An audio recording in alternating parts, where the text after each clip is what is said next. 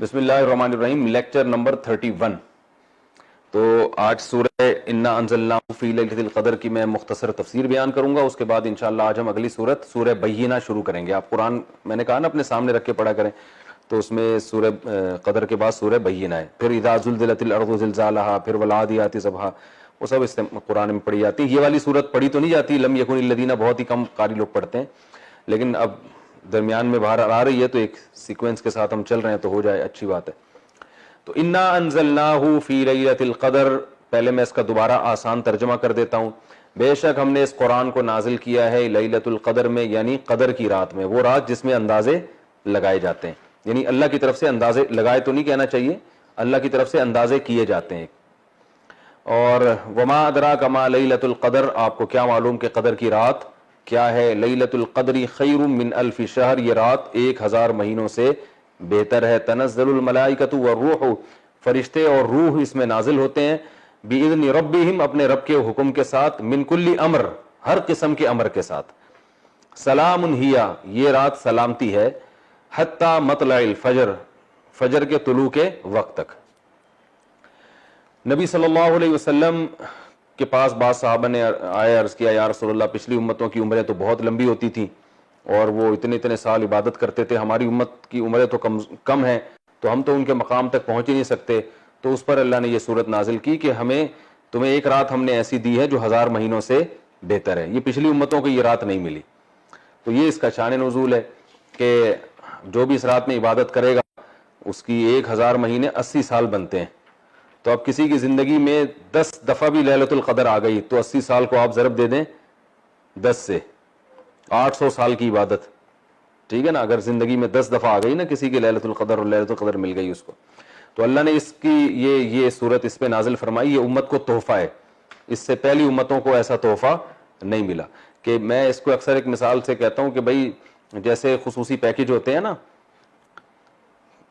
کمپنیاں خصوصی پیکج نکالتی ہیں، بھئی قیمتیں آدھی ہو گئی ہیں فلاں سے فلاں تاریخ تک، تو اللہ تعالیٰ نے بھی اس میں ایک پیکج نکالا ہوا ہے کہ بھئی رمضان میں نیکی کا ثواب بڑھ جاتا ہے، پھر رمضان ایک الگ پیکج ہے، پھر رمضان کا آخری عشرہ وہ اور زیادہ ایک خصوصی پیکج، پھر اس میں جو طاق آتے ہیں وہ اور خصوصی پیکج، اور اس میں جو لیلۃ القدر ہے وہ اس میں ایک نیکی کریں گے ایسے ٹھک ٹھک ٹھک جو ہے نا گراف اوپر جانا شروع ہو جائے گا، ایک دفعہ سبحان اللہ ایسے جیسے لاکھوں کروڑوں دفعہ ہو گیا۔ تو ایک 2 رکعت نوافل ایسے جیسے لاکھوں رکعت نفل پڑھ لی آپ نے، تو ایک دم گراف جو ہے نا اس کا بہت اوپر جائے۔ آپ خود سوچیں کہ ایک رات کی عبادت 80 سال سے بہتر، تو کتنی بڑی فضیلت ہے، یہ اس امت کو اللہ کی طرف سے ملی ہے۔ تو اللہ نے فرمایا ہم نے اس رات کو اس قرآن کو اس رات میں نازل کیا۔ تو اس رات کو بھی اللہ نے اس لیے فضیلت والا بنایا کہ قرآن کا نزول اس رات میں شروع ہوا ہے، پورا قرآن تو نازل نہیں ہوا، ابتدا اس رات میں ہوئی۔ نبی صلی اللہ علیہ وسلم جو پہلی وحی آئی تھی وہ لیلۃ القدر میں آئی تھی، تو وہ کون سی رات تھی معلوم نہیں ہے، آخری عشرے میں کوئی بھی طاق رات ہو سکتی ہے اور وہ چینج بھی ہو سکتی ہے، جو راجح قول ہے علماء کا۔ تو جب پہلی دفعہ جب قرآن نازل ہوا نا تو وہ رات کون سی تھی اللہ کے علم میں؟ وہ لیلۃ القدر کی رات تھی۔ تو اللہ نے اس رات کو فضیلت یہ دی ہے، اس میں قرآن کا نزول ہوا ہے، تو یہ بھی ایک بڑی برکت کی فضیلت کی چیز ہے کہ اللہ کسی اور رات کا بھی انتخاب کر سکتے تھے، تو اللہ نے رمضان کے مہینے کا انتخاب کیا، رمضان کے آخری عشرے کا انتخاب کیا، اور جس رات کا انتخاب کیا وہ لیلۃ القدر تھی۔ وما ادراک ما لیلۃ القدر، فرمایا تمہیں کیا معلوم کہ لیلۃ القدر کیا ہے؟ یہ عظمت بیان کرنے کے لیے، لیلۃ القدر خیر من الف شہر، یہ رات 1000 مہینوں سے بہتر ہے۔ لیلۃ القدر خیر من الف شہر، اور پھر اس میں الگ برکتیں بھی الگ سے نازل ہوتی ہیں۔ تنزل الملائکۃ والروح فیہا باذن ربہم من کل امر، فرشتے اور روح سے مراد ہے جبریل علیہ السلام۔ قرآن میں ایک اور مقام پہ آپ کو نزل بہ الروح الامین کہا گیا ہے، روح الامین۔ روح اس لیے کہا جاتا ہے کہ انسان جو ہے نا مادی زندگی اور روحانی زندگی دونوں کا مجموعہ ہے۔ مادی زندگی کو طاقت ملتی ہے ڈاکٹروں سے، وہ آپ کی باڈی کا خیال کرتے ہیں، روحانی زندگی کو طاقت ملتی ہے وحی سے۔ تو جبریل علیہ السلام ہر پیغمبر پر وحی لے کر آتے تھے، تو اس لیے انسانوں میں روح پھونکنے کا ذریعہ، روح کا ذریعہ کون بنے؟ جبریل علیہ السلام، یعنی انسانوں کی روحانی زندگی کو طاقت بخشنے کا ذریعہ کون بنے؟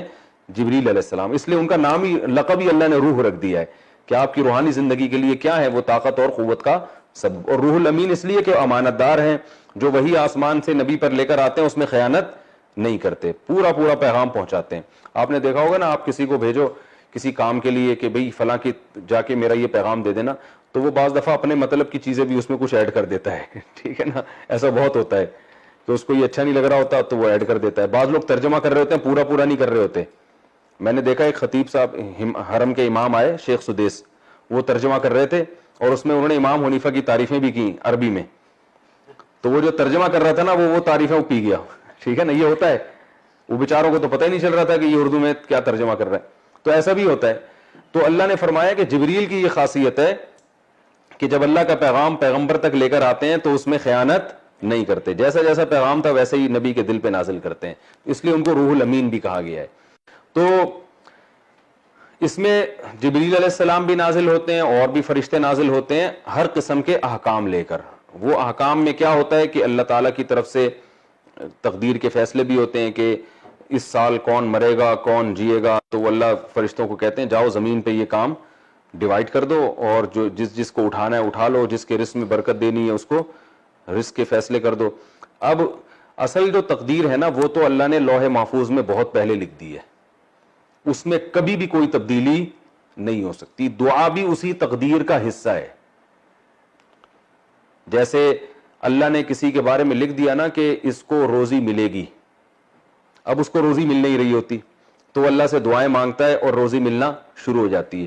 تو اصل تقدیر میں لکھا ہوتا ہے کہ اس کو روزی ملے گی نہیں, یہ دعائیں مانگے گا, اس دعا کی وجہ سے اس کی روزی میں برکت ہو جائے گی. تو وہ ہر چیز یعنی آپ کا عمل بھی پہلے سے طے شدہ ہے, حتیٰ کہ جنت اور جہنم بھی پہلے سے طے شدہ ہے.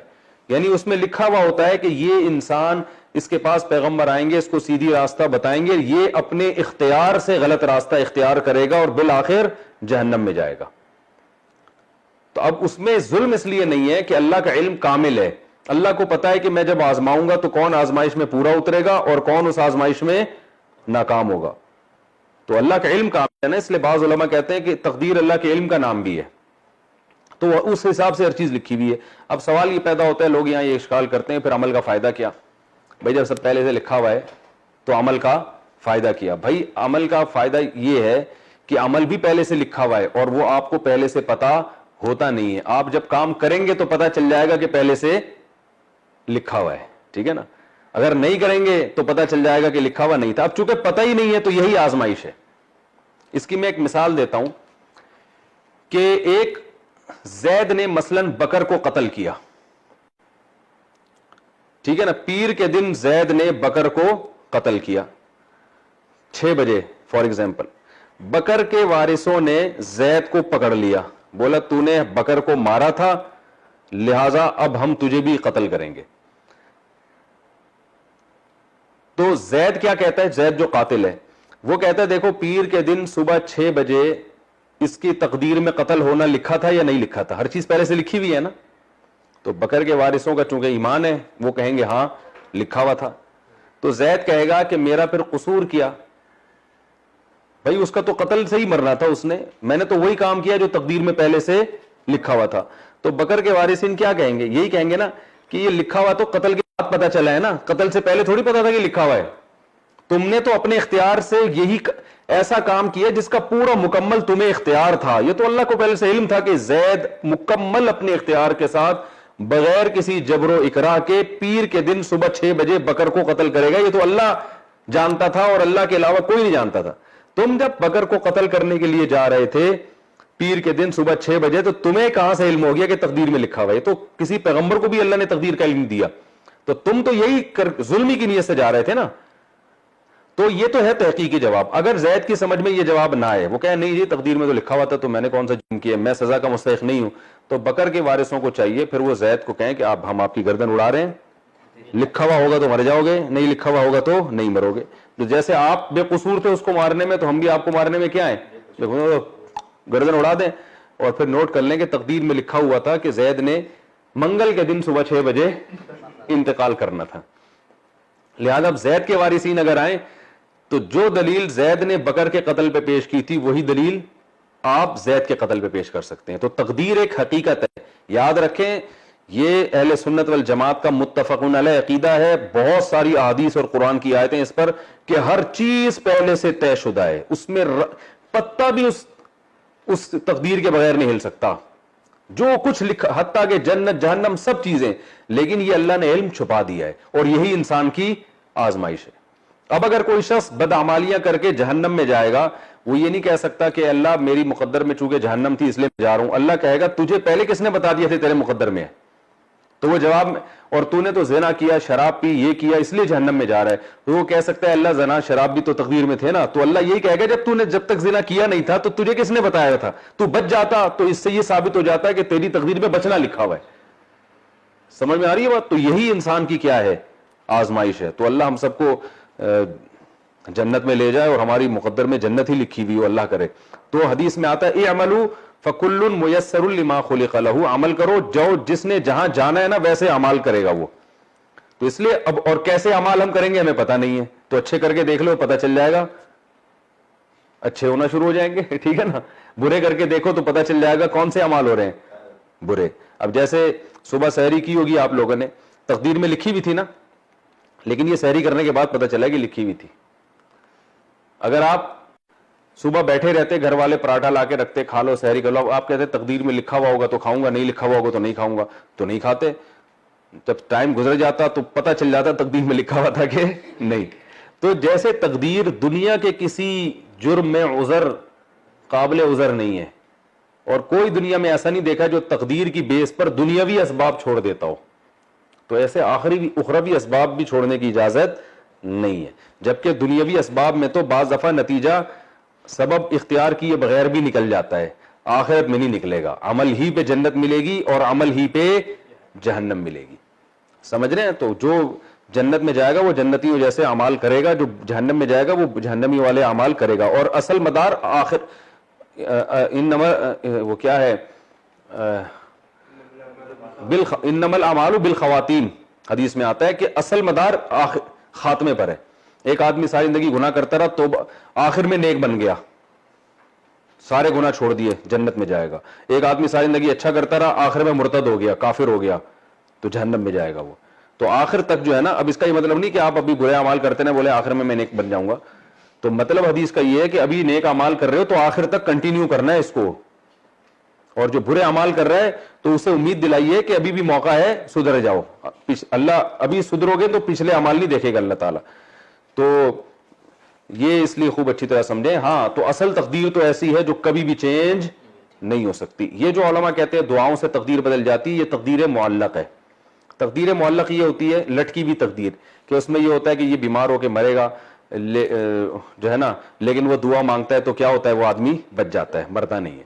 کیونکہ تقدیر مبرم میں لکھا ہوا ہوتا ہے کہ یہ مرنے والا تھا, لیکن چونکہ یہ دعا مانگ لے گا لہذا یہ بچ جائے گا. تو یہ جو دوسرے نمبر والی تقدیر ہے نا, یہ دعاؤں سے چینج ہوتی ہے. پہلے نمبر والی تقدیر میں دعا بھی شامل ہوتی ہے. دوبارہ بتا دیتا ہوں, تقدیر کی دو قسمیں, تقدیر معلق اور تقدیر مبرم. تقدیر پہ شارٹ کلپ الگ سے بنا دینا پورا. واسع خان, ان کو بتانا پڑتا ہے, اتنی سینس نہیں ہے. دو چار جب تک وہی ہے, اب ماموں کا ڈر نہیں ہے نا. حقیقت بتا رہا ہوں آپ. اللہ نے فرمایا نا راہ استغنا, انسان اپنے آپ کو مستغنی سمجھتا ہے تو اللہ سے نہیں ڈرتا, تو ماموں سے کون ڈرے گا. تو تقدیر مبرم جس میں کبھی بھی چینجنگ نہیں ہو سکتی, اور معلق جو لٹکی ہوتی ہے کہ یہ کر لیا تو یہ ہوگا ورنہ یہ ہوگا. تو یہ جو دوسرے نمبر والی تقدیر ہے نا جو لٹکی بھی ہوتی ہے, یہ دعاؤں سے بھی چینج ہو جاتی ہے, اسباب سے بھی چینج ہو جاتی ہے. تو اب جو فرشتے جو نازل ہوتے ہیں نا, تو وہ فرشتے اسی تقدیر مبرم کے حساب سے فیصلے کر رہے ہوتے ہیں.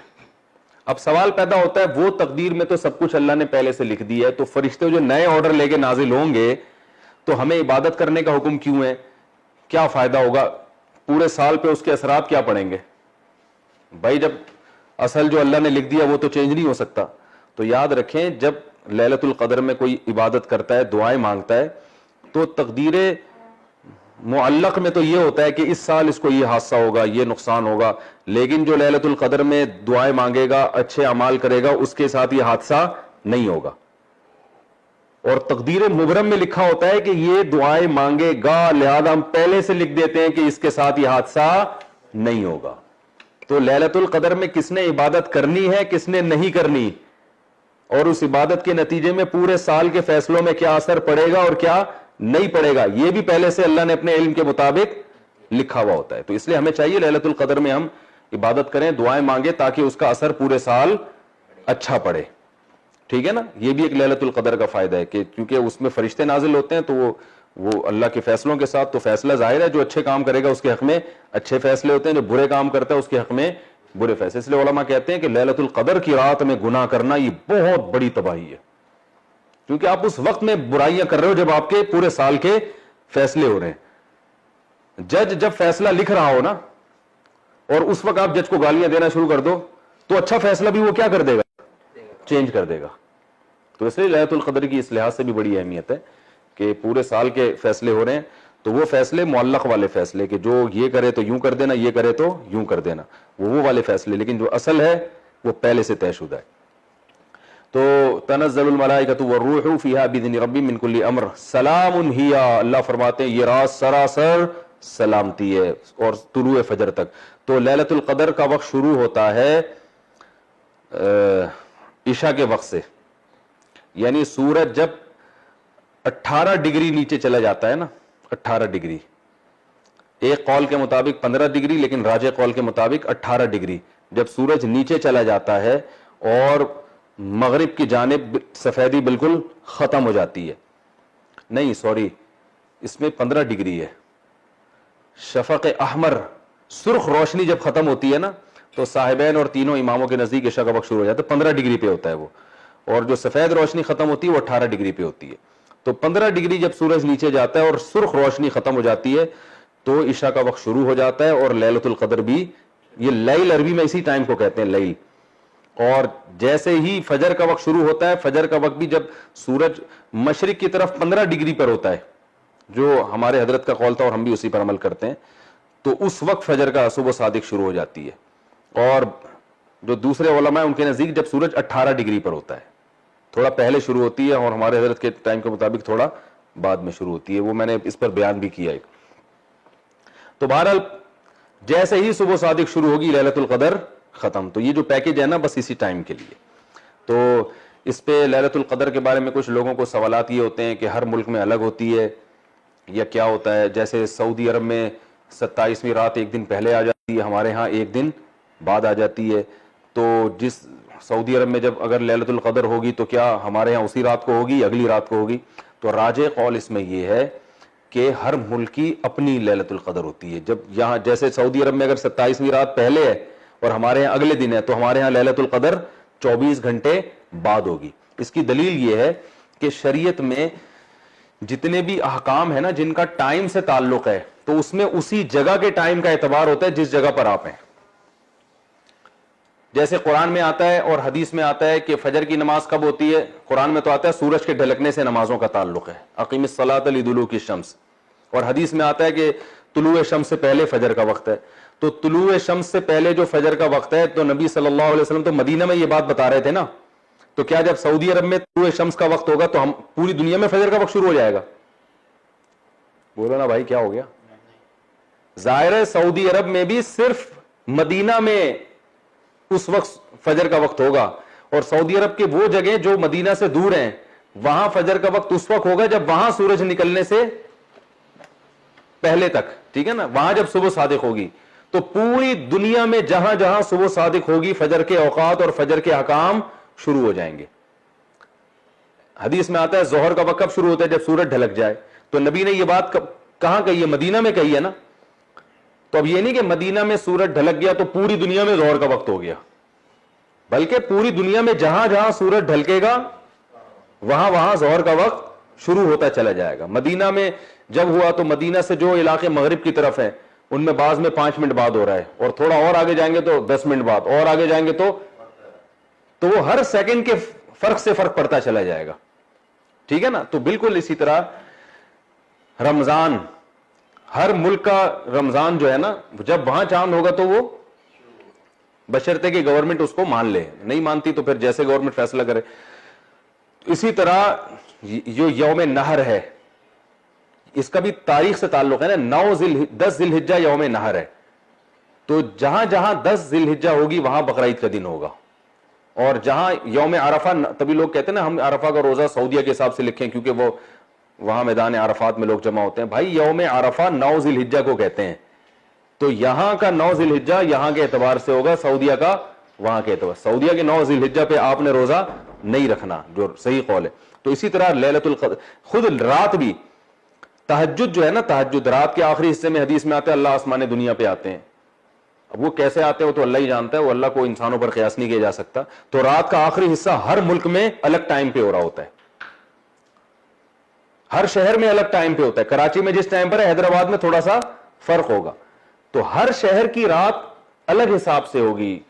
تو اسی طرح ہر شہر کی جو لیلۃ القدر ہے وہ بھی اسی تاریخ کے حساب سے ہوگی۔ تو اگر 27، ہاں یہ ضرور ہے کہ راجح قول یہی ہے کہ اگر اللہ تعالیٰ کے علم میں اس دفعہ 23ویں رات تھی لیلۃ القدر، تو پوری دنیا میں جہاں جہاں 23ویں رات آئے گی اور جس ٹائم پہ آئے گی لیلۃ القدر شروع ہوتی چلی جائے گی۔ کیونکہ جو لوگ کہتے ہیں نا سعودیہ کے حساب سے، تو بھائی سعودیہ کے حساب سے تو یہاں رات ہی نہیں ہوتی بھائی۔ سعودی عرب میں جب 27ویں رات شروع ہوئی تھی، یہاں پر ہم 2 گھنٹے آگے جا چکے تھے، کیا مطلب ہمیں، اور سعودی عرب میں پہلے ختم ہو گئی تھی نا، 2 گھنٹے پہلے، 2 گھنٹے لیٹ شروع ہوتی ہے۔ یعنی ہمارے ہاں جب 27ویں رات شروع ہوئی تھی تو لیلۃ القدر اگر ہم سعودیہ کے حساب سے چلیں گے تو سعودی عرب میں تو 2 گھنٹے بعد ہو رہی ہے، تو اس کا مطلب ہمارے ہاں 2 گھنٹے لیلۃ القدر کے ضائع کر دیے اللہ تعالیٰ نے، ہمیں سعودیہ والوں سے کم لیلۃ القدر ملی ہے۔ تو یہ تو عجیب سی بات ہو گئی نا۔ اور جو ہم سے اور زیادہ سعودیہ سے دور ہیں، ہو سکتا ہے 6 گھنٹے کا فرق آ رہا ہو، تو اس کا مطلب یہ ہوا کہ سعودی، ان کی جو لیلۃ القدر ہے وہ سعودی عرب میں جب رات شروع ہوئی تھی تو ان کی بیچاروں کی تو 6 گھنٹے بعد رات شروع ہوئی ہے، ہاں، تو وہ تو آدھی لیلۃ القدر ان کی سعودیہ والے پی گئے۔ تو یہ قول عقل کے بھی کیا ہے، خلاف ہے۔ تو جو کہتے ہیں نا جو سعودیہ کے حساب سے ہر جگہ لیلۃ القدر، یہ بالکل عقل کے خلاف ہے۔ تو اسلام میں عبادت کا تعلق جو وقت سے ہوتا ہے، تو ہر ملک کا وقت اور ہر ملک کی ڈیٹ، ہر ملک کی اپنی رات ہوگی، ہر ملک کے اپنا وقت ہوگا۔ تو اس لیے جو ہے نا جہاں بھی پوری دنیا میں، اب جیسے اللہ کے علم میں 25ویں رات اگر لیلۃ القدر تھی، تو پوری دنیا میں جہاں 25ویں رات ہوگی وہ رات کیا ہوگی، جہاں جہاں جس ملک میں آتی چلی جائے گی وہ لیلۃ القدر ہوتی چلی جائے گی۔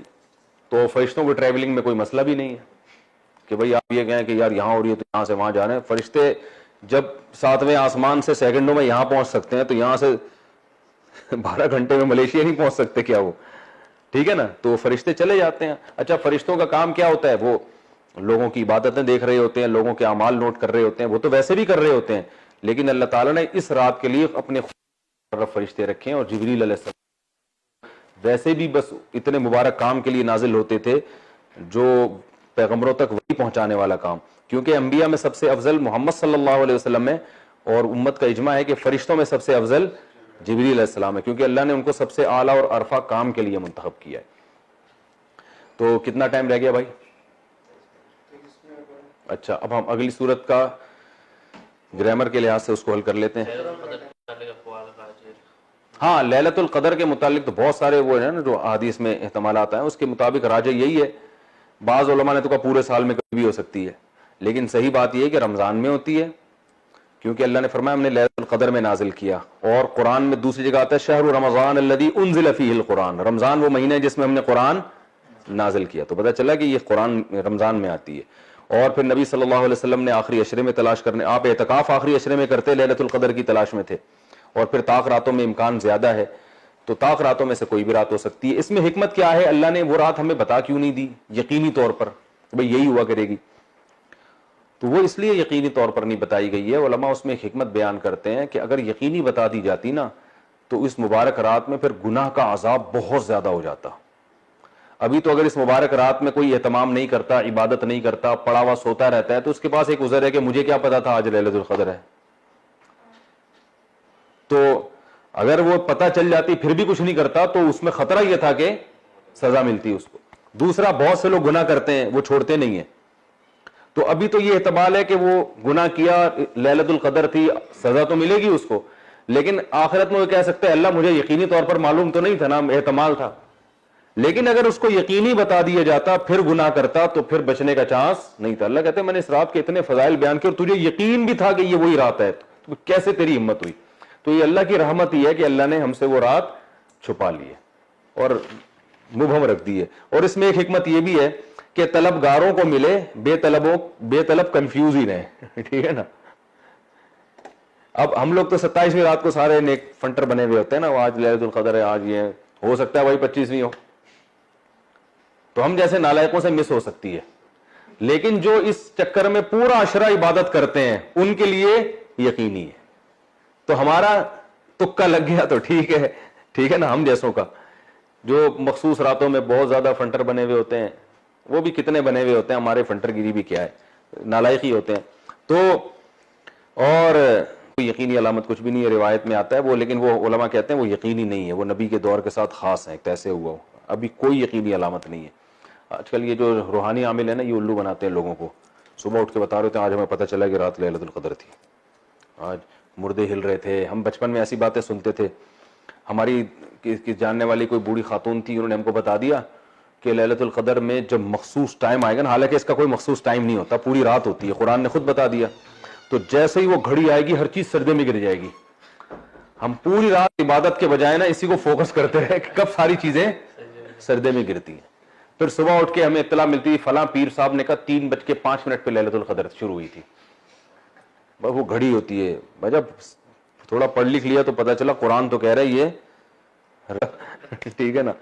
تو ایسی کچھ نہیں ہے, بس آپ رات کے ہر رات یہی سمجھ کے عبادت کریں شاید آج کیا ہو لیلۃ القدر. اور بعض روایات سے بتا 27ویں میں امکان زیادہ ہے, لیکن بس امکان کی حد تک نہیں ہے اس میں.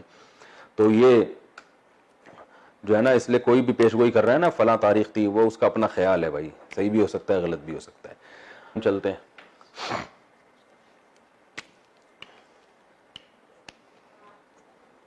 کتنا ٹائم ہے بھائی؟ اگلی صورت ہے سورہ بینہ. لم یکن الذین کفروا, لم یکن, یکن تھا یکونو, یکونو تھا یکونو, یہ بتانے کی ضرورت ہے پہلے آیا یہ یکونو آیا ہے نا, ینصرو کی طرح نا, کانا منا ہے, اس کا معنی کیا ہے, یکونو ہوتا ہے, تو لم یکن نہیں ہوا, ٹھیک ہے نا. لم یکن الذین کفروا, وہ لوگ جو کفروا ضربوا کی طرح, ٹھیک ہے نا, ضربوا, لم یکن الذین کفروا, نہیں ہوئے وہ لوگ جو کافر ہیں, من اہل الکتابی,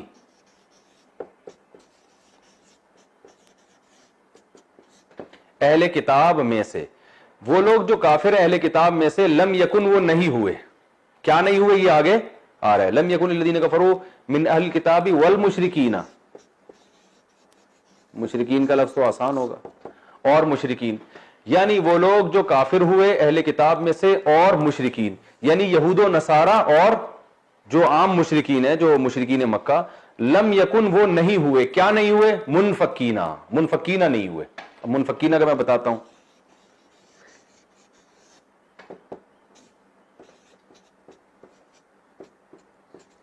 منفکینہ یہ اصل میں تھا منفکیکینہ, کیا تھا,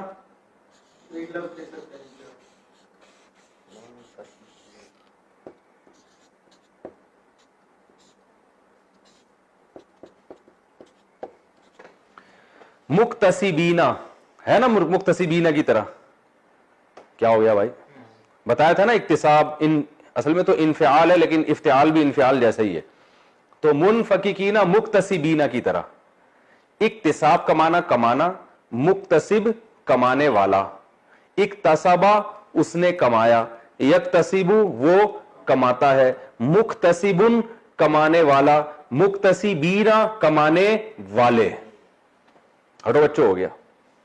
تو منفکیکینہ انفکاک والے, انفکاک کسے کہتے ہیں, جدا ہونا. فک ادغام سنا ہے نا, قاری لوگ کہتے ہیں فک ادغام, ادغام کو جدا کر دو, نہیں کرو ادغام, یعنی تو منفکیکینہ انفکاک سے نکلا ہے, اس کا معنی ہوتا ہے جدا ہونا. اردو میں استعمال ہوتا ہے اور کسی طریقے سے, فک ادغام تو بہت مشکل اصطلاح ہے, نہیں ہوتا اردو میں یہ لفظ. اچھا منفکیکینہ کا معنی کیا ہے, جدا ہونے. اچھا منفکیکینہ میں دو حرف ایک جیسے آ رہے ہیں, تو اس کو پڑھتے کیا ہے, منفکینہ, اس کا معنی کیا ہے, جدا ہونے والے. اس میں فاعل ہے یہ کی جمع, لم یکن الذین کفروا من اہل الکتاب والمشرکین منفکین حتی تأتیہم البینہ. کیا مطلب؟ وہ لوگ جو کافر ہے اہل کتاب میں سے اور مشرکین، وہ لم یکن منفکین، یہ اصل میں یوں تھا، وہ جدا ہونے والے نہیں ہیں. کیا مطلب؟ یعنی جس باطل پر وہ ہے نا اس وقت، جس ظلم اور زیادتی پر ہیں اور جس غلط راستے پر ہیں، اس راستے سے وہ جدا ہونے والے نہیں ہیں. سمجھ رہے؟ حتی تأتیہم البینہ. حتی کا معنی یہاں تک کہ، حتی انتہا کے لیے آتا ہے نا، یہاں تک کہ. تأتیہم، اوہو، تأتیہ یہ تضربو کی طرح ہے.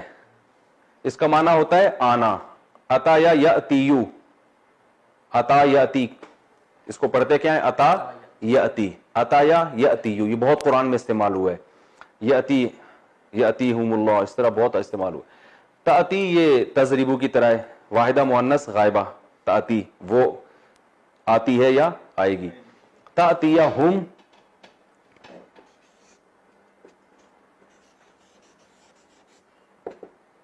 اوہو، تأتیہم، یہاں تک کہ تأتیہم آ جائے ان کے پاس البینہ.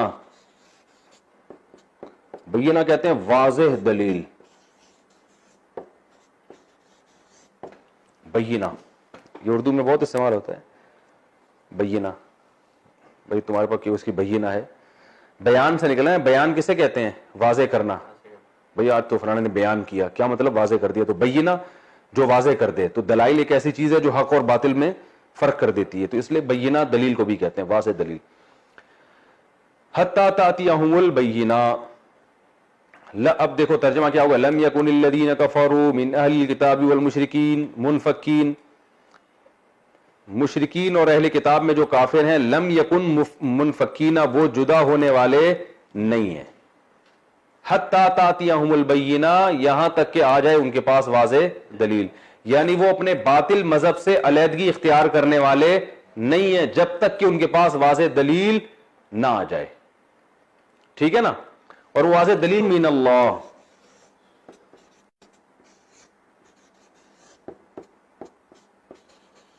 واضح دلیل کیا ہے؟ ایک رسول ہے اللہ کی طرف سے.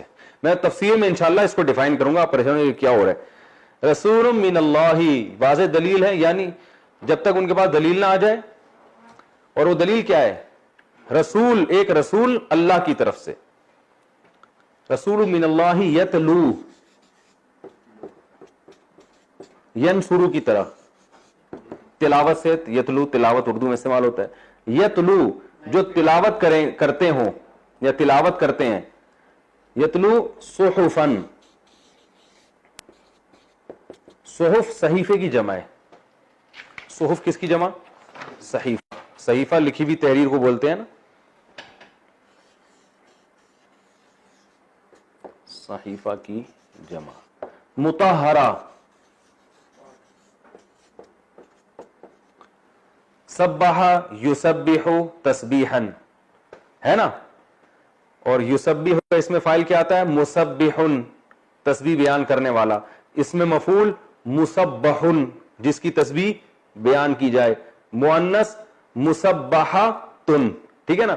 تو طہر یطہر تطہیرا، پاک کرنا، طہارت سے ہے نا، پاک کرنا. یطہر پاک کرتا ہے یا کرے گا. مطہرن پاک کرنے والا. مطہرن جسے پاک کیا جائے. مطہرتن مؤنث. تو اس کا مطلب کیا ہوا؟ جس کو پاک کر دیا گیا ہو، یعنی پاکیزہ. تو جمع ہے نا، جمع کے لیے مؤنث کے صیغے استعمال ہوتے ہیں. صحفا مطہرہ، پاکیزہ صحیفے. یعنی ایک رسول جو تلاوت کرتے ہیں پاکیزہ صحیفے. نہیں آ رہی بات؟ اب دوبارہ آیت کا ترجمہ دیکھو کیونکہ سورت تھوڑی مشکل ہے، اس لیے اس کو دوبارہ. لم یکن الذین کفروا من اہل الکتاب، نہیں ہے کافر اور اہل کتاب، نہیں ہے کافر جو اہل کتاب میں سے اور مشرکین سے. وہ جدا ہونے والے نہیں ہیں یہاں تک کہ ان کے پاس واضح دلیل آ جائے، یعنی ایک رسول اللہ کی طرف سے جو تلاوت کرتے ہو پاکیزہ صحیفوں کی. جب تک ایک رسول پاکیزہ صحیفوں کی تلاوت کرنے والے ان کے پاس نہ آ جائیں، یہ ایسے ہیں ہی نہیں کہ باطل چیز سے جدا ہو جائیں. ٹھیک ہے نا. لم يكن الذين كفروا من اهل الكتاب منفكين حتى تاتيهم البينة رسول من الله يتلو صحف مطهرة فيها كتب قيمة.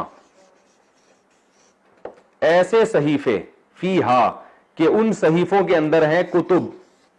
کتب کہتے ہیں کتاب کی جمع ہے.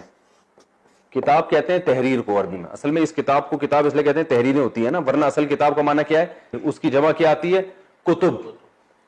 فیہا اس صحیفے میں کتب تحریریں ہیں قیمہ سیدھی. سیدھی تحریروں کا مطلب یہ نہیں کہ لکیریں پڑی ہوئی ہیں، یعنی تحریر کبھی ٹیڑھی بھی ہوتی ہے نا، کہتے ہیں بڑی ٹیڑھی تحریر لکھی ہے، الٹی الٹی باتیں لکھی ہیں. مفتی صاحب کا بڑا ٹیڑھا بیان آیا ہے اس دفعہ. بعض لوگ کہہ رہے ہوتے ہیں، حالانکہ بیان تو وہ سیدھا ہی چل رہا ہوتا ہے، لیکن مضمون کے لحاظ سے اس کو سیدھا بھی کہا جا سکتا ہے اور ٹیڑھا بھی. تو قیم قیام سے ہے نا، قیام کسے کہتے ہیں؟ سیدھا کھڑا ہونے کو. تو قیمہ کیونکہ یہ کتب جمع ہے نا، تو اس لیے اس کا صیغہ استعمال کیا گیا. فیہا کتب قیمہ جس میں تحریریں ہیں بالکل سیدھی. یعنی ایک رسول جو تلاوت کرتا ہے، اس سے مراد نبی صلی اللہ علیہ وسلم ہے، جو تلاوت کرتے ہیں ایسے صحیفوں، کیونکہ قرآن اس وقت صحیفوں کی شکل میں تھا نا. ایک کتاب میں تو حضرت عثمان نے جمع کیا نا اس کو. بھائی نبی کے دور میں تو قرآن مختلف کوئی چمڑے کی کھال اور مختلف جگہوں پر تھا، تو صحیفے ہی تھے وہ.